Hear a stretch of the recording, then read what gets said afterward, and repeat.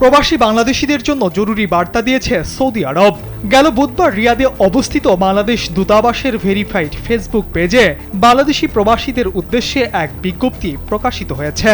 বিজ্ঞপ্তিতে বলা হয়েছে, গেল 25 ফেব্রুয়ারির ভিসার মেয়াদ শেষ হয়ে যাওয়ার পরও যেসব প্রবাসী বাংলাদেশি সৌদি আরব ত্যাগ করতে পারেননি তাদেরকে আগামী 18 এপ্রিলের আগেই দেশটি ছাড়তে নির্দেশ দিয়েছে সৌদি কর্তৃপক্ষ। বিজ্ঞপ্তিতে আরও বলা হয়েছে, আগামী 18 এপ্রিলের পূর্বে যে কোনো দিন টিকিট নিয়ে সরাসরি এয়ারপোর্টে গেলেই সৌদি ত্যাগ করা সম্ভব হবে।